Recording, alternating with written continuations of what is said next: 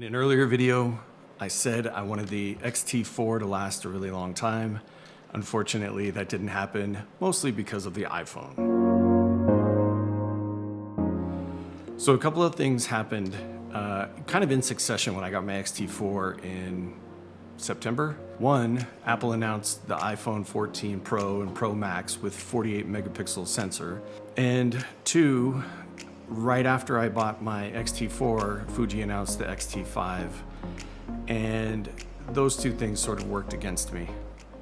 The iPhone has turned out to be more powerful than I would have expected. I bought the X-T4 to do this channel. I thought that I needed the X-T4's flip out screen and the ability to do video. The X100V was not a video camera. And so, you know, I just figured I needed something that was for video and photography. But for just something as simple as this or vlogging, I think the iPhone is perfect. It's almost tailor-made for it. The other thing was I took my iPhone on a business trip and I took a picture out of a window of an airplane, and the picture I got just by itself was a pretty detailed picture for a camera phone. But when I cropped in, that's when I really saw the power of the 48 megapixel sensor. So you can see from this crop that there was still quite a bit of detail from the sky of this, you know, landscape of this town. And, you know, that really was an eye-opener for me, because I always thought that the reason you got more megapixels was for print. If you like to crop your images, and I do, it really comes in handy to have all those megapixels, because there's just more detail in the picture than you can see from the vantage point that you took the picture.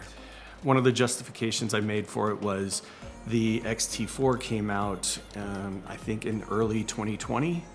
And so it lasted 2.5 years before they announced the X-T5. So by getting in early on the X-T5, hopefully I have this camera for 2.5 years before they announce the next version of this camera. One of the things that I immediately like better in the X-T5 than the X-T4 is the flip screen.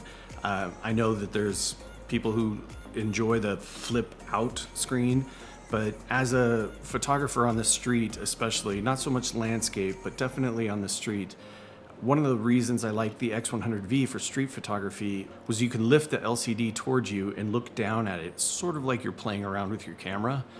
And I think that, you know, makes people feel a little more at ease as they walk by you, so they don't feel like you're taking their picture. And that, you know, makes for a more natural photograph on the street anyway. And that's one of the reasons I like to use it. With the X-T4, with that flip out screen, there was no way to just look down at it. You had to flip it out and turn it up. And by the time you did that, anybody walking by would be able to see very clearly that you're taking pictures. Something else that I definitely noticed right out of the gate is the dials all feel much tighter. This back command dial is a lot more tactile feeling. It almost feels rubbery in its, when it goes through its indentations. It's much better for using in the field when you're setting your film simulation recipes. You can just dial through. On the X-T4, which, remember, my X-T4 was only a few months old, so my dials weren't loose because of wear and tear. These are just tighter dials. It's obviously tighter. So I went downtown yesterday. I took some pictures, you know, trying to get a feel for the X-T5 in the street photography setting.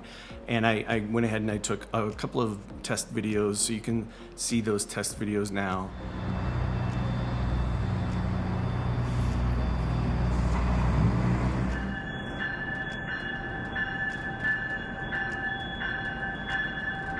And you can see from the videos that, you know, it works as expected. I've got some great pictures yesterday, but the real fun part about this camera and about this sensor is the X100V has a digital teleconverter, but the X-T4 did not.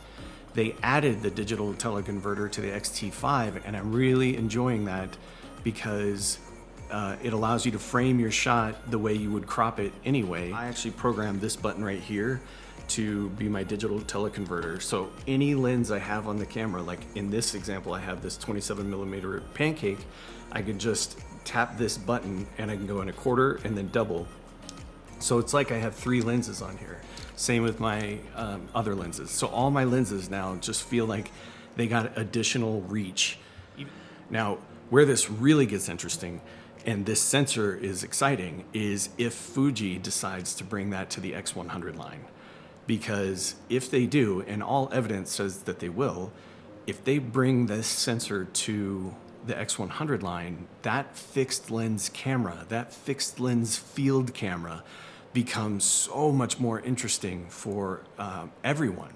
All in all, I would say my overall impressions are that I'm very excited that I did this because it's definitely something that I can grow with. And I know I just said that with the X-T4, but I really do feel like this is my camera for a while. I have no interest in the XH line. I'm not going to be doing that kind of video work with my camera. This has the same sensor in it than the XH line, so I don't have to worry about that. And I feel that the XT line now is definitely saying this is a photographer's camera, and that's what I wanted. I hope this is good enough. If it's not, I'll report back in a more thorough review. But for now, I thank you so much for watching, and I will see you again. Thank you.